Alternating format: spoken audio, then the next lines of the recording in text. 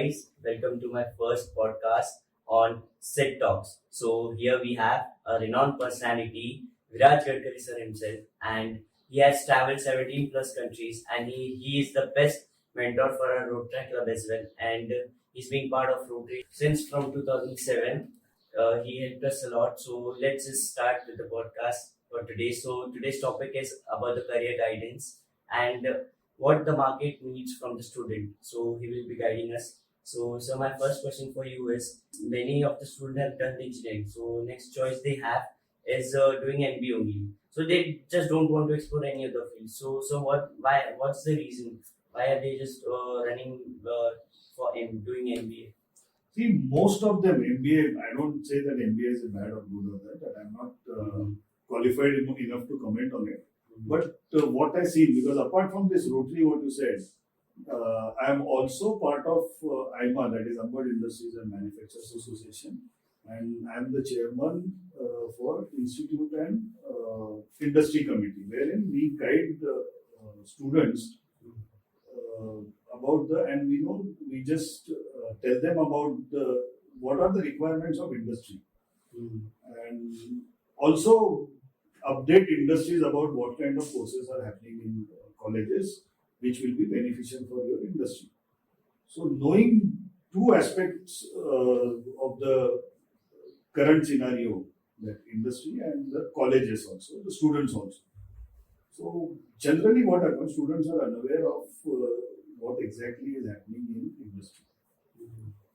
The base is very strong. I won't say that there is any flaw in our educational system, because everywhere educational system will have some limitation. You can't change it every now and then, whereas industry is changing every day.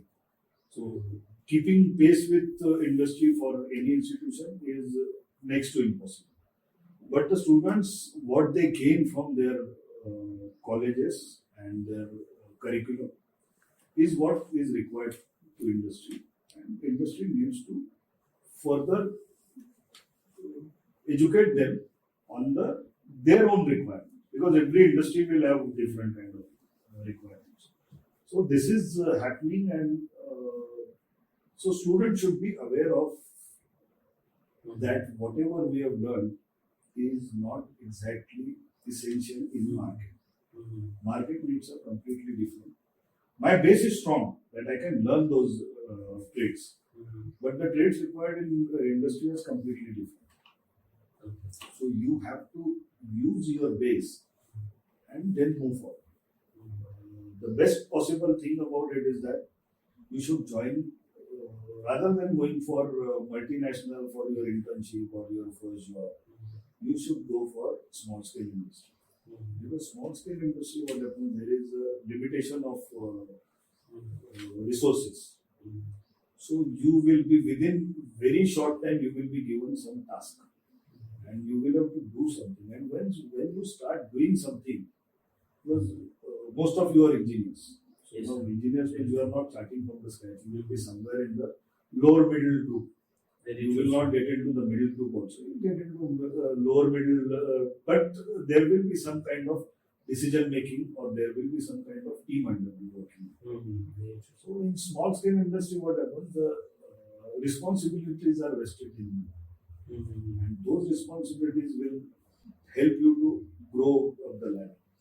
Wherein if you join some multinational, especially for internship, they'll make you sit in some corner and they will say, observe. Very true. So observation will help, but not to an extent that you don't have responsibility. You have just, if I'm making mistake, you will just see, okay, this mistake has happened, I should not repeat it. But when you are actually doing the work, you know that there is no chance of making any mistake, because one mistake is, in colleges you make errors. Here it is mistake, it can turn into blunder also. So that automatically the responsibility comes, and it helps you immensely in your future. So joining small scale industry rather than going into multinational will always help to start the career. So this is what I feel, and I would advise all the students to do that. Okay. So my next question is that what Rotaract brings to the students basically, that I've been part of this journey from since 4 years, so it is helping me a lot. But parents have some POV that you're not getting paid over here, but still you're giving so much of your time, investing so much of money as well by traveling and many things. So, what is your point of view on this? What Rotaract does for the students and what affects their future? See, Rotaract is again a part of Rotary wherein you are in the age of 18 to 30. Mhm. So this age is considered that you are just getting into your coming out of your, started to come out of your teenage. Because generally people come at 18, 19 and then your teenage is over now. So once the teenage is over, you start understanding that there are some responsibilities. Very true. Now it is not that, okay, my mom is going to give me some tiffin and I will eat in, go and go to school and everything. Very true. So responsibility starts coming if you are staying in hostel. Then hostel, there are certain kind of limitations will come on you. Very true. That you have to have your food in certain time only. Very true. Otherwise you will not get it. Some kind of means the actually the you have now started seeing the world. True. So it is not as cozy as it is in your home. Mhm. So these starts affecting you. Friends are there. So most of them are from the same kind of thing. So you gel together. Very true. And so you, apart from your other things, you start expanding your horizon also.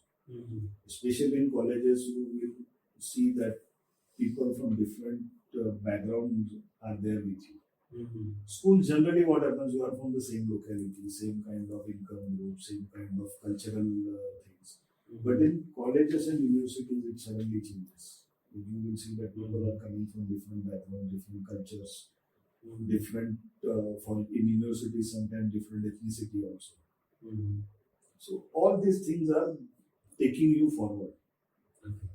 So you have to understand the things. Mhm. Those are the things which you have to understand. And then you have to expand your horizon. It automatically opens up also. And so Rotaract becomes part of it. Mhm. And Rotaract, what happens is all these things, whatever you are doing in college, Mhm. it gets into some kind of formality. Mhm. Same people whom you are meeting in college, Mhm. you are meeting, suppose they are from different colleges, but almost of your own, your age group. So the thinking process is the same.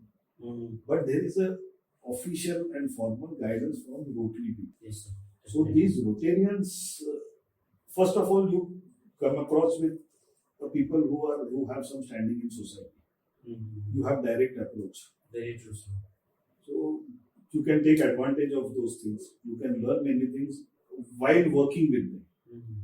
Now, for that matter, we have worked together in say Very this what you call Navras Dandiya. Yes. So Navras Dandiya, if you see that all the responsibilities of selling tickets or doing some this Sponsors and all, marketing yes. this thing.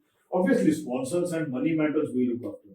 Very So true. you are free hand to do, you have been given some budget also, and within this budget you do whatever you want to do. Yes, sir. Like where to put advertises, Mhm. where to sell tickets. Yes, sir. So we don't get into that because it's a youthful exuberance should be there, and you automatically come across with this amalgamation of youthful exuberance of Rotaracts and experience wisdom of Rotarians, Mhm. and you start working on projects. Mhm. So when you actually go and start working for any organization, most of the thing you will simply you will if you, okay, I have done this, there is nothing big about it. Very It's true. not a big deal. Mhm. So it's a learning process only for you. Mhm. Take it as a learning process. Okay, got it. So my next question for you is, many of the youth just thinks that Rotaract is just NGO doing just charitable things, and some of the youth just join Rotaract for the certificate and to build their own CVs, not just to contribute towards the society or just not to contribute towards the community, which they should. I think so. What do you think on this? See, contributing to society is part of Rotaract and Rotary also. Hmm. Expanding horizon, building a network. and without trying to build a network. So these things automatically happen in Rotaract communication, and wherein if there is a healthy relation between Rotaractors and Rotarians, so which is in most of the cases it happens. So you don't have to worry about the empathetical part of that. We should be empathetical towards society. That automatically it will come to you. But when you are doing something, because Rotary takes it as a project. It is not just empathy showing to some person or another person. Once any Rotary or Rotaract project starts, they will see who are the beneficiaries, whether there is any requirement towards that, and what is the budget, from where the budget can be fulfilled, where are the sponsors, whether we have to put our own funds into it or not. So all these aspects of any project. So the similar kind of project you are doing it commercially when you go to your offices. Very true. So those things you automatically learn. There are some see, empathy means I would like that there should not be any beggar in Nasik city. But it is not my cup of tea to remove that. But at least whatever I can help them. So say in winter we give them blankets. So at least we are showing them some kind of humanity. We can't look after them 24/7. So in that process, whatever we could do, take it as a project, do it professionally. Avoid administrative tasks as much as you can. Okay, so could you just elaborate this? See, for any kind of work, there is administrative cost is involved. So in a Rotary and Rotaract, what we do, we identify the person who can excel in that particular domain. Suppose if I know that, okay, Siddharth is good in making advertisements, so I will give you a job. Rather than paying it to some professional agency to make the advertisements, I will tell Siddharth, you don't get involved much into the actual project. Just sit back in back office and do this help so that we can save the money. Right. So these are all administrative costs. So for any project there will be administrative cost. So Rotary's benchmark is 3 to 4%. So whatever project you are doing, there should not be more than 3 to 4% of administrative cost. Okay. So in commercial aspect, if you see, it goes to 15 to 20%. So that is the difference we are looking at. And when we go at macro level, it is huge, humongous. So humongous amounts are saved by we the Rotarians and you the Rotaractors. Very true. So these are the things wherein you understand also, because many of the things you need not have to outsource everything in your organization. There could be something you can easily do. Some person would be there who would be interested in doing something. So all these things automatically come to you. You know how to where to save the cost also, the project cost also. So it obviously helps you. Okay, so my next question for you is, as a student, what Rotaract gives you and what makes Rotaractors stand out in the corporate world or industrial world? Where does a Rotaractor stand? Stand in the sense what we learn from Rotaract and all. So how we will make sure that we can just implement that in corporate world or industrial world? Most of the Rotaractors who have joined any organization, see, I have seen now I am in Rotary for last almost 15 to 17 years. Many I have seen many Rotaractors coming out of their colleges and universities and joining organizations. The first thing is that this team concept, working within a team. So this helps them immensely in their organizational skill set. So this is very rare. This in Rotaract, because see, you are at the grooming age and at that time you see that and it automatically happens to you. True, sir. But most of the people who have not seen all this kind of thing, they know what they want to do. But team building is what needs in leadership. So you suddenly start climbing up the ladder. So climbing up the ladder is very easy for any Rotaractors because they know how to get the work done. See, you can do work for yourself. You can do 8 hours, you can do 6 hours, you can do 4 hours, or you can do 16 hours. Very true, sir. So if you do 16 hours, you are doubling your whatever is there. Actually, it doesn't get doubled because the other stress and everything it reduces. So maybe 1.5 times of your own capability you can do. But if you are a team person and if you can know how to get the things done, you can extract work from another 10 people, 15 people, maybe in future 100 people. And that has inculcated in your brain since this transition of teenage to adulthood. Very true, sir. And that remains with you throughout your life. So these are the major advantages of being a Rotaractor. So why one should, if you ask me why I should be Rotaractor, this is the major reason that whatever you learn, whatever you go through, it expands your horizon, it expands your team building capacity, it expands your thought process of working in a team also. So all these things are required in any organization, any business, any corporate, any government, any non-government, everything, wherever you go, this is going to help you.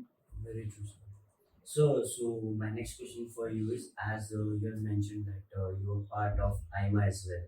So as a newbie, if I want to have my own startup, so what are the benefits I'm getting from the industry? What are the sources I'm getting from the industry? So which will help me to set up my own industry, because there are many tycoons who have been settled from 50 to 60 years in industrial field. So how would I just get some help from that seniors to build my own brand or to build my own industry? See, nobody helps you. Your network, how it brings something, a different dimension to what you are doing. But tomorrow, if you come and ask me to help me in your business, I'm not going to do that. Just okay, ठीक है मैं तुमको मदद कर लूंगा करके ठीक है, that is possible, but I don't have time to help you by going. These organizations like IMA, NIMA, like in Nasik, what we have. So what are the advantages of being associated with them? In that it's association. So if you are in trouble, you have a place where you can go and you can tell those people, भाई मेरे साथ ऐसा ऐसा तो labour issues, maybe it could be a labor issue, it could be on some governmental licensing issues, that I'm not getting license for so many days, I'm trying hard. All these organizations like IMA, they help you to that extent.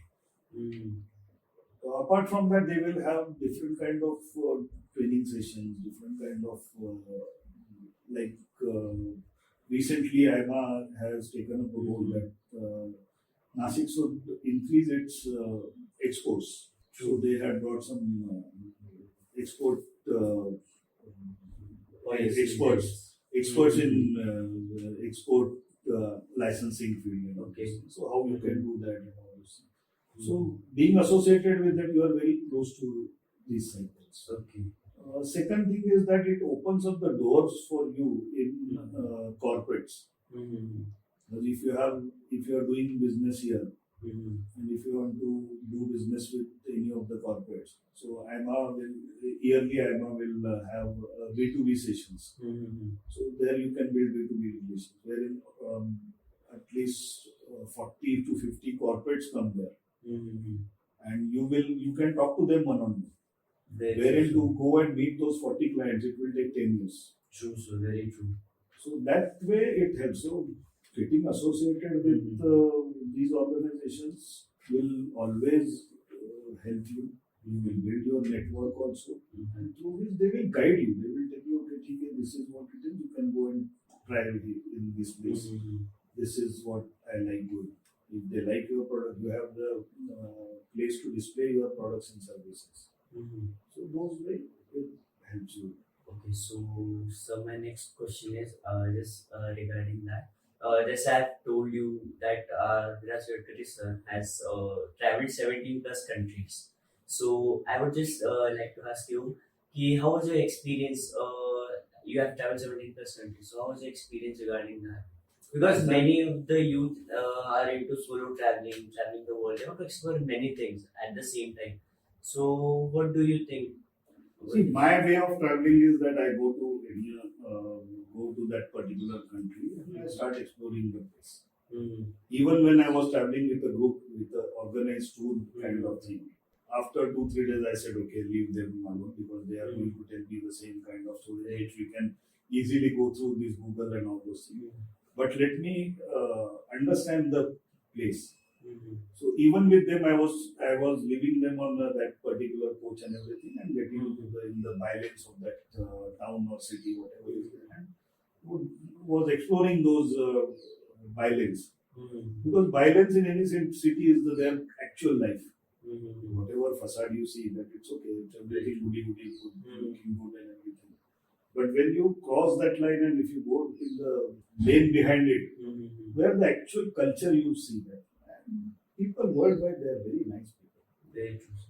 So there is nothing, I have never come across any bad thing as such. So there are people whom they talk to you, they want to know about India. So, recently I was in Scotland and we were a bunch of people were sitting there having some barbecue. Yeah. So I had some potatoes. So I asked them, would you like to have some potatoes for your barbecue? Because they were searching something and I was in a remote place.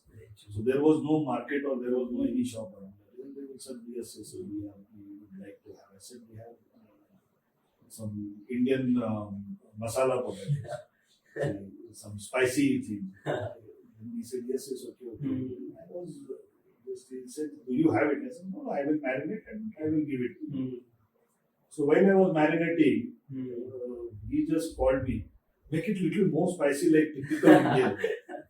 Because they have many that curiosity how does the Indian eat so spicy food, because they have the Indian food there as well, but it's too very less spicy, I guess. No, they have, what I learned from him is that India is the country where you eat spicy, Very true. but you can control the spices. Very true. That's very true. So this is, see, for us it comes very naturally, but to understand it in a technical aspect was difficult for me.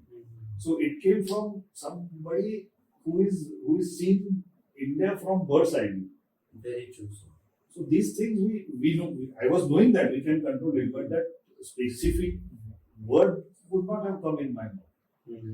This is what is the Indian food makes great, and why we are expected worldwide. It is because of that. We keep the taste same, but we reduce the spices, we increase the spices, so we can control it. Even in our own home also, if small kids are there, we reduce the spices. Very true, sir. So this is the beauty of Indian food that I came to know from outside. So traveling abroad is that you have to see that what is their culture. They're very good in this thing. Obviously their culture is completely different. But in their culture, they have exploring the world from many years. Very true, sir. We have very less stories of somebody from India travel abroad and he has got something from there and told us about their cultures in those days. But we know there are so many historians from worldwide. There are Spanish, this Ibn Battuta and this from Arabic countries. They were the travelers who had come to India and they have written about India in past. Very true, sir. Which is not happened from India. And the same kind of thing is still there.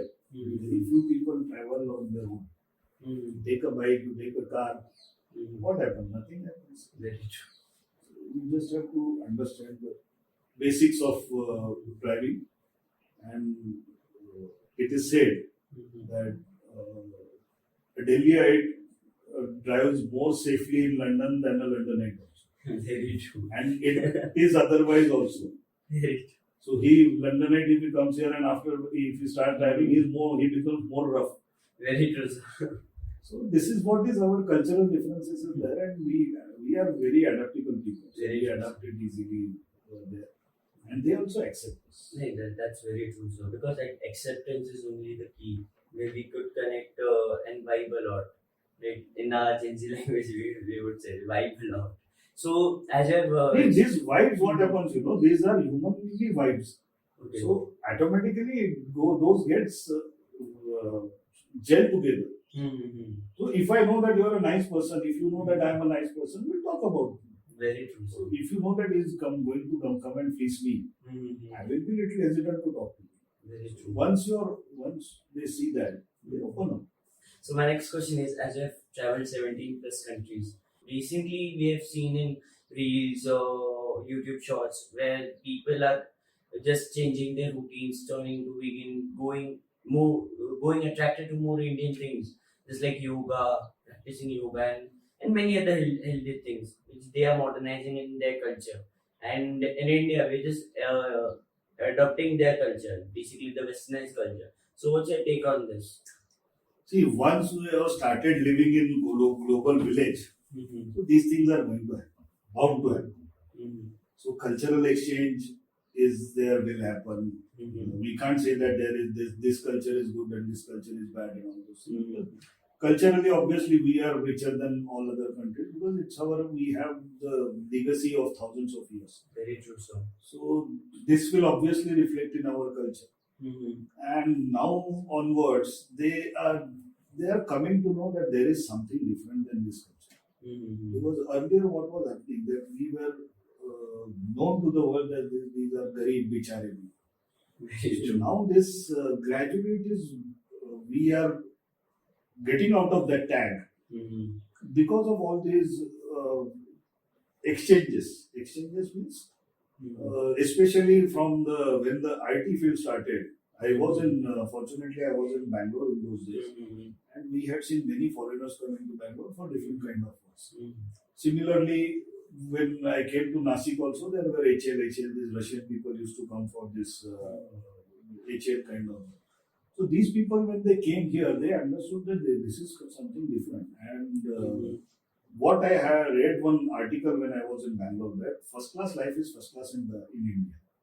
Very true. So they have never come across this kind of lifestyle, this kind of see because we are leading very good lifestyle. Very true, sir.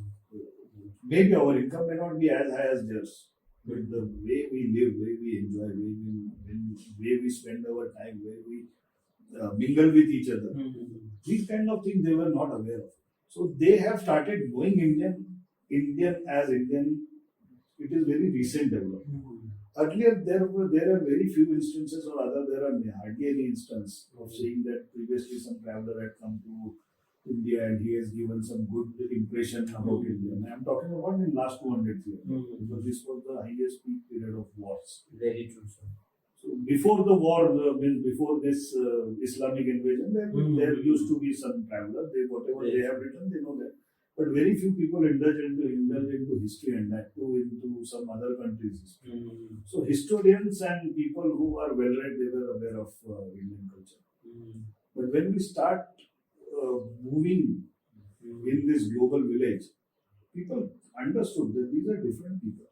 Mm-hmm. They are enjoying. They have even if you see that if you go to US also, there all our festivals are celebrated there. Very true.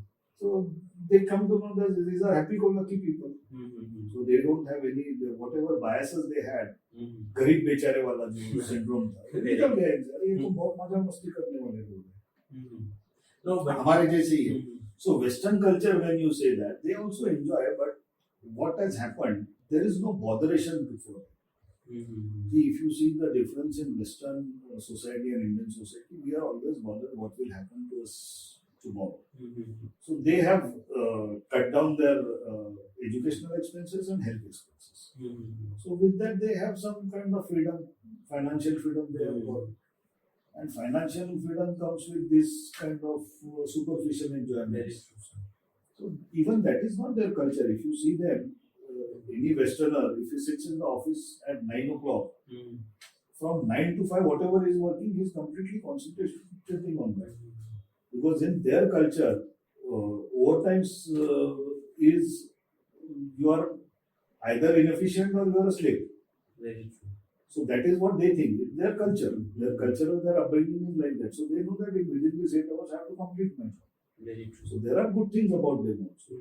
We are learning it very fast. So these are just, see now the globalization has started last 20 years only.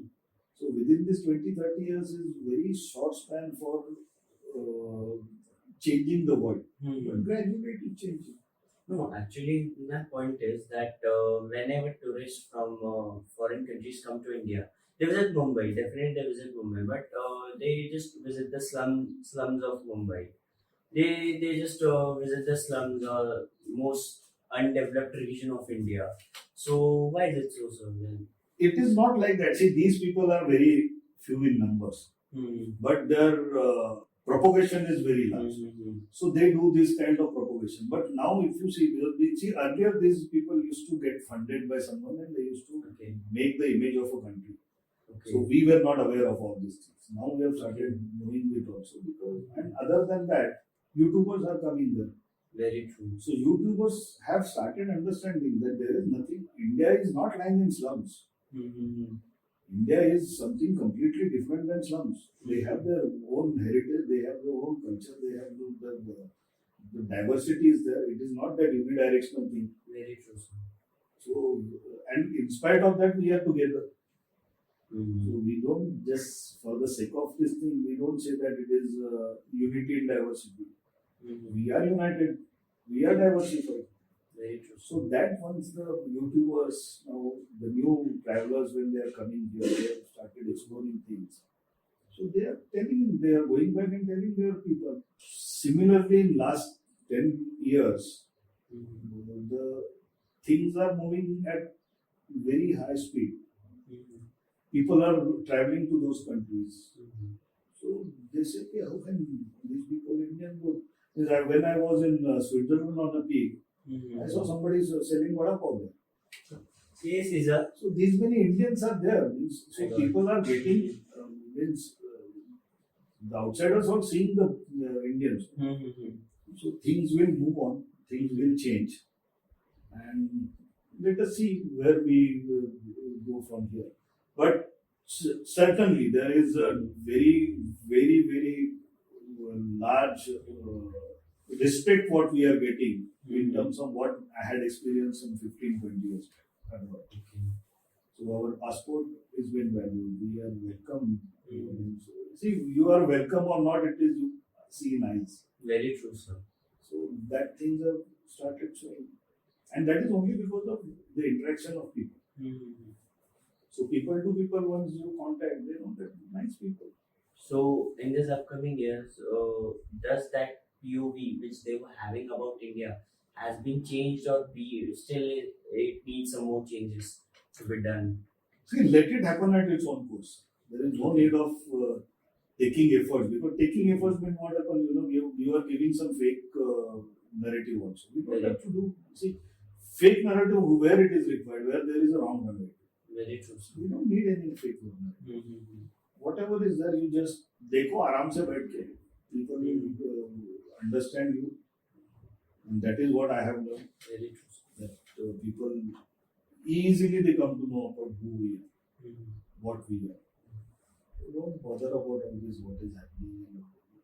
Once people start meeting you, they will see, because there will be people with having this racial slurs and all those things. But that is even in India we have. Very true.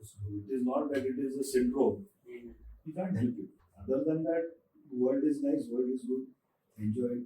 Yes, sir. So last advice what you would like to give to the youth, to the parents, and to the new era millennials or millennials. So what would be one advice from What you? would I give advice to parents? Your parents know their kids. No, more actually, than what no, no, no. we all know this. No, no. See, the parents are always, man, they will always think good about their children.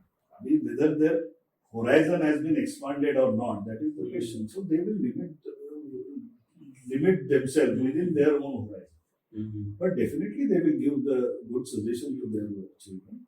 Now for kids whose parents they feel that इन्होंने दुनिया देखी नहीं. That's what my point was. No, so for them they will have to show the world to their parents. This is what is there, and that convincing power should remain with them. Outsider, I as an outsider should not get into their own family affairs. That you tell your child this and your child should tell your parents this and all. You have to lead your own life.